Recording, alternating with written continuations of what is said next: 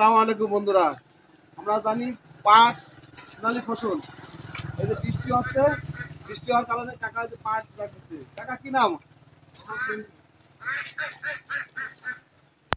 কি নাম? মোহাম্মদ মিন্টু। এই বৃষ্টি হওয়াতে মানে আপনার পাট জাগ দেওয়া সহজ নাকি? ও, কত করেছেন পাট? 1 বিঘে। এই কয়দিন জাগ দেওয়া লাগবে কয়দিন? 10-12 দিন। বন্ধুরা এই যে দেখুন, ই করেন, এই যে উনি পাহাড়ের জাগ দিচ্ছে, এই যে কাজ করতেছে।